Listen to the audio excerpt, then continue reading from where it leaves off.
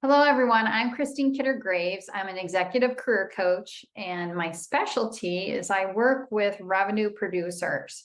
So if you're in marketing or sales, you are the ones that I focus on the most. However, I do help others that approach me if I feel that I can help them. But I'm really excited. I do this training, try to do a short training for you here on LinkedIn every Thursday at around the same time, 11 a.m. Central Standard Time. And today's training is about overcoming job search hurdles, because there are so many of you that are encountering lots of hurdles.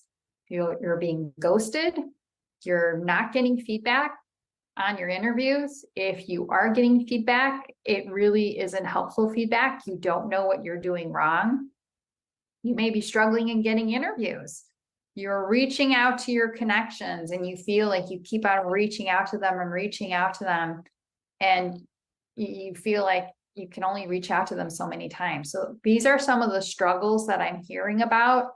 And I wanted to put together the short 20-minute training to help you to deal with all these hurdles that you're coming across. Okay. And these are hurdles that I'm hearing about through the new connections that I'm making, because I make new connections every day. I talk with new people every day. And this is what many of you are telling me. So we're going to jump right into it and just get started. I do need to just make sure I watch the time. So give me a second to start my timer so I don't go over. All right. So anyway, let's keep on going in here. So here are my 6 elements for you to overcome your job search hurdles. All right. These are the things that I really feel that you need to focus on. And I consider this unconventional. All right. This is not the typical, well, make sure your resume is keyword optimized and that you can get past the applicant tracking systems. This is what really counts. This is what you need to focus on. And I'm starting off with both nervous system regulation and mindset.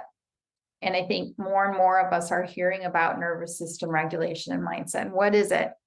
Well, think of it as your body, how you feel, how you're feeling, and really paying attention to that.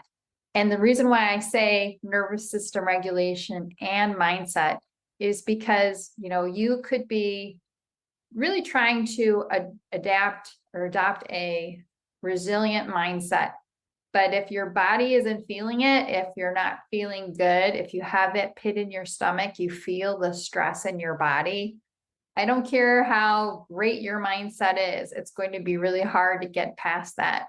So you need to take care of your body. You need to do the things so you feel good and so you can do a job search, because you need to think of a job search as a marathon. All right. We want your marathon to not go on forever, but marathons are 26.2 miles.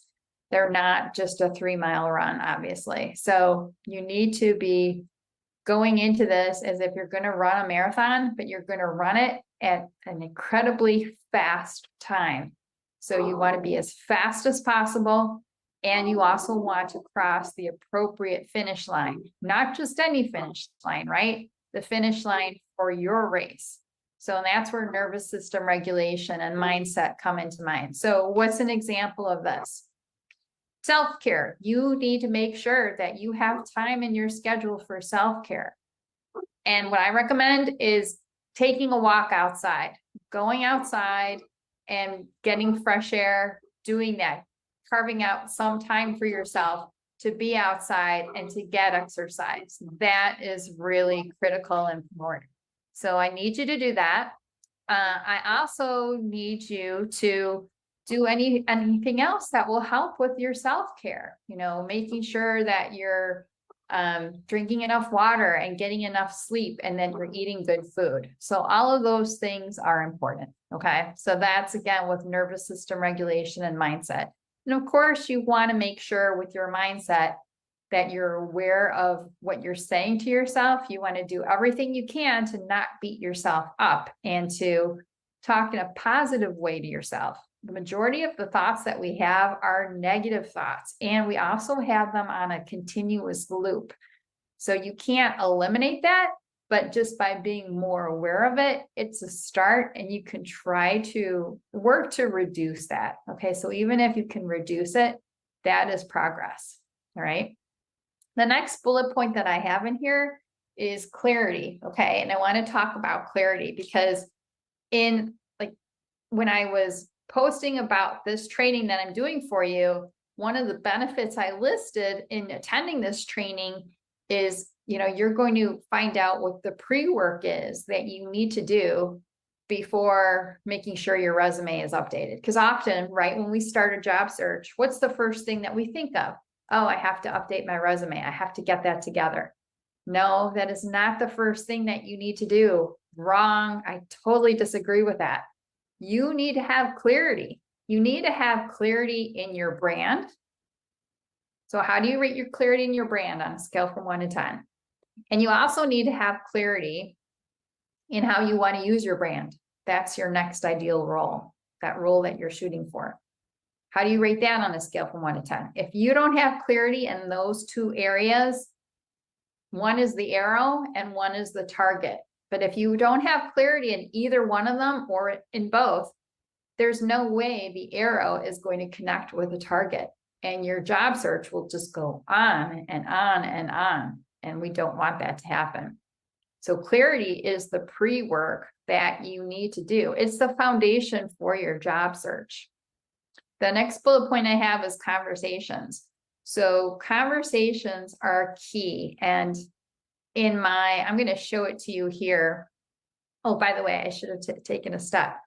With that clarity, the previous bullet point, if you and I haven't had a conversation, and especially if we're first degree connections and for some reason we've been busy and we haven't had a conversation, we need to connect. Okay. Because I would recommend, people pay me to do these, and what it is, it's my career strategy LinkedIn audit call. Okay.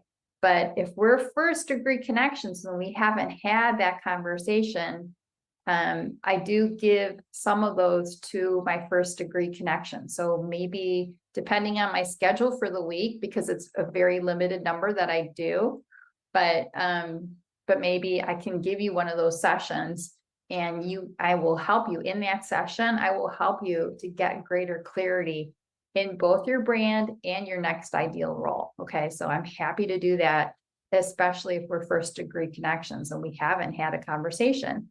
And then because there are a few people that we had every intention of having a conversation, and then life got in the way and we weren't able to do that. So I just wanted to put that out there. And then if you are a second or third degree connection and you want to become a first degree connection, definitely send me a connection request. Take a look at my profile first, because I want to make sure that, there's an opportunity that, for me to help you. And so take a look at my profile first. And if you think that we should connect, send me a request and let me know why you'd like to connect. And then we can take it from there. I'm happy to do that. So the next bullet point I have on here is conversations. So conversations are key. They are like the major action that we should be taking in a job search and also in our career. It's part of my coaching program. Okay. There's 3 steps to my coaching program, and I'll show you the diagram of it at the end. But the 3 steps are to reflect, to have a plan, and to connect with people. Okay. So those three things are really, really crucial. And conversations are how we take action. That's the major way. The way we take action on the plan is to connect with others, and we connect through conversations. So this is why the DIY approach doesn't work, because it's just too hard. You really need to take the DWO approach, which is do with others. That's, if you talk with anyone who has done a successful career coach, a career search, and who has landed, it's because of them taking the do it with others approach, and they didn't do DIY. So because especially in today's market, the DIY approach does not work. You have to do your search with others. It's essential. Just keeping an eye on the time again, because I want to make sure that I cover all of my points with you.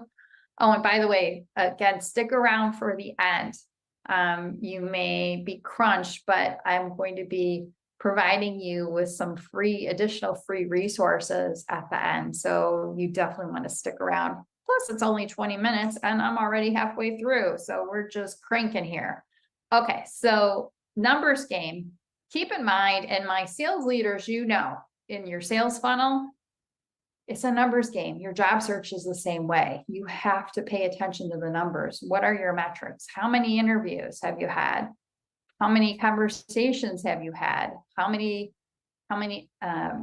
opportunities have you applied for? How many job leads do you have? The numbers are important. And if you don't like math, you need to embrace it, because it's going to help you with your job search. So paying attention to the numbers is crucial. And then stretching the comfort zone. You really want to stretch your comfort zone, because the more you stretch it, the more successful you'll be in your job search. Like, ask yourself today, what is something that I may be uncomfortable with, but I think it could help me with my job search? That's important too. And while you're doing that, ask yourself about the 80-20 rule. The 80-20 rule is where 20% of your job search activities will yield 80% of your results. So what are those 20% activities? I label those high yield activities. So we want to focus on those activities and have you do those activities. We don't want to do the other 80% that are wasting your time, drain your energy. And also, they essentially cost you money, right? Because for every week that you go without that new job, you're losing money. If you're unemployed right now and your job search is your full-time job, you know that. You don't need me to tell you that. But for those of you who are doing a job search while you're working full-time right now, you are definitely losing money, because the sooner you land that new role, the sooner you can be making more money. Possibly the sooner you can have better quality of life. That has value, correct? It totally does, depending on your situation, but you really want to stretch your comfort zone. That is important. And the last key point here to help you to overcome job search hurdles is resilience. Resilience is really important. And that's how you overcome rejection. And by overcoming rejection too, you can be stretching your comfort zone, because I think often we might be afraid to make new connections. We don't want to be rejected, right? When we're making a new connection. But if you can kind of embrace rejection, then you are stretching your comfort zone. So that's a good thing to do. All right, so getting back to connect, I said I want you to have conversations, and connect is like the biggest way for you to take action in your job search. So, and the whole point of connecting is to get interviews. We need to have those conversations for job opportunities. And maybe, just maybe, in order to get that interview for a job opportunity, you may have to do some informational interviews that lead you to that interview for that role. Okay. Or it could be possible, maybe from doing a series of informational interviews, a position might be created for you. And it is possible to get hired for an opportunity without having an interview. That actually happened to me. But I think that's more the minority, but that can happen. So, but just to be open to connecting and having conversations with people. I have this note here too. I refer to the hidden job market, and we all know that the hidden job market does exist. So maybe it's not that hidden, right? But we access it through our connections. So that's why connecting and having conversations with people is key. But it's not a silver bullet, and it does require work. That's important. And I love this quote from Brene Brown. So remember, and I think this is why networking, I prefer to use the term connecting, because I just think that's just so much more. So often, many of us dread networking. We think of it as a chore, and you need to embrace it. And I think the way to help you embrace it is to think of it as connecting with people. Really think of the people that you're connecting with. And Brene Brown's wonderful quote here: the energy that exists between people when they feel heard and valued and seen, and they can give and receive without judgment, and they derive sustenance and strength from relationships. So just love that quote. So I want you to keep that in mind as you're out there connecting with your existing connections and also making new connections. Okay, so moving along, just making sure that we're moving. I'm actually going to come back to this. So your LinkedIn profile checklist, this is an important thing to help you in connecting with people. So I really want you to pay attention to this, because this is a crucial piece to helping you to get past job search hurdles. All right. Wouldn't it be ideal if you had opportunities finding you easily on LinkedIn and messaging you? You wouldn't have to do any legwork then, right? I mean, because they find you and they are contacting you to set up an interview with you. Okay. That is the ideal thing. But that's not going to happen unless your LinkedIn profile is optimized. So, and these are the important aspects to look at. So your headshot, although they don't have the video anymore, so I need to update this slide, your banner photo, your headline, the featured section, the about section, the experience section, recommendations, posts. I should put skills in here too. Skills are important as well. Everyone should know that LinkedIn has updated the number of skills that you can have from 50 to 100. They are gradually rolling this out, so you might not be seeing it yet, but be on the lookout for that important update. Okay, so getting back to here, in the comments to help you with your connection, because again, this is going to help you to get past hurdles in your job search, okay? And this is really to help you to do the amount of connections that you need to do on a daily basis, okay? And just to make sure that you do connection activity every day in your job search. That is important, because that's how you're going to connect with your next role, okay? But you have to keep on connecting no matter what hurdles you encounter.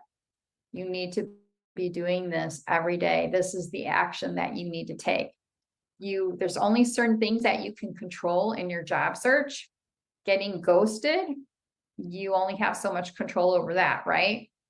You can control that to a degree, but not very much. But what you can control is your connection activity.